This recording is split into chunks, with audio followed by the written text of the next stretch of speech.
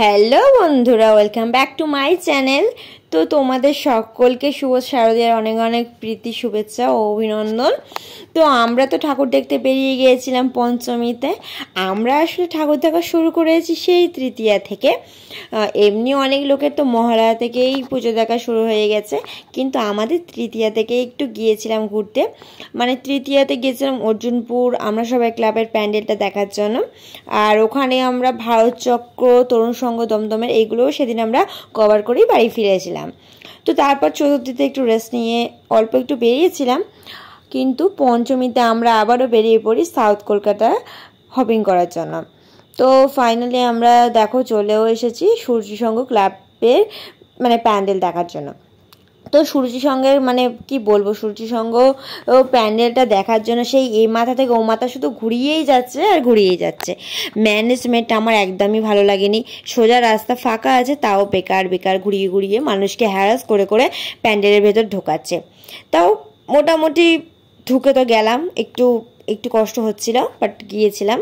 প্যান্ডেলটা আমার খুব ভালো বলবো না, মোটামুটি আরেকটু ভালো করতে পারতো।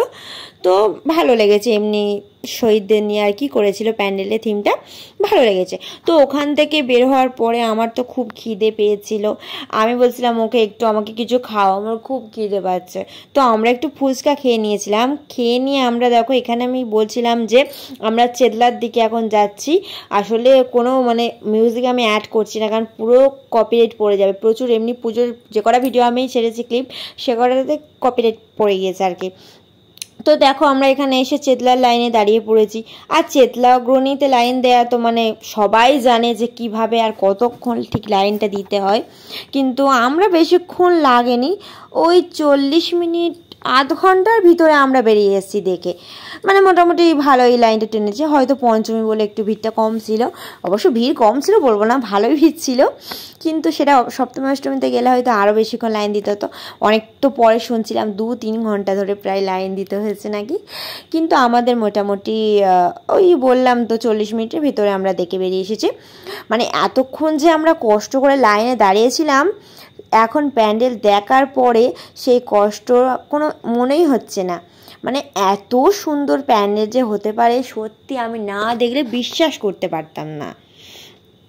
মানে সমুদ্র মন্থনের থিমটা নিয়ে আর কি করেছিল। আমি এমনি ছোটোবেলা থেকেই আমরা অনেকবার গিয়েছি পাপার সঙ্গে, বাট মানে শুনেছিলাম যে চেতলা অগ্রণী, সূর্য সংঘ এগুলো খুব নাম করা একটা ক্লাব প্যান্ডেল, দুর্গাপুজোর থিম ভীষণ সুন্দর সুন্দর করে। আর সেটা তো এখন তো বড় হয়েও দেখছি। বাবার সঙ্গে ছোটোবেলাতে এসেছিলাম, তবে এই বড় হওয়ার পরেও তাই আসছি। আগের বছরও সেম হচ্ছে বেনারস ঘাট করেছিল, ওই থিমটাও মারাত্মক ছিল। আর এই বছরের থিমও ভীষণ সুন্দর ছিল। মানে কি বলবো, চেতলা আমার কাছে সত্যি মানে সেরা সেরা। মানে এত সুন্দর প্যান্ডেল, আর প্রতিমাটা নিয়ে তো কোনো কথাই হবে না। মানে প্রতিমাটা এত সুন্দর ছিল, মানে অসাধারণ, মানে আমি কোনো প্রকাশই করতে পারবো না।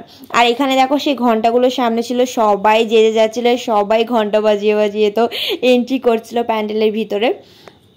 কিন্তু একটা কথাই মানে একটা ব্যাপার আমার একটু খারাপ লাগে, 3 ঘন্টা বা 40 মিনিট হোক বা যাই হোক না কেন, লাইনে দাঁড়িয়ে থাকার পরে প্যান্ডেলে যখন প্রবেশ করে, কিন্তু তখন মানে বেশিক্ষণ স্টে করতেই দেয় না।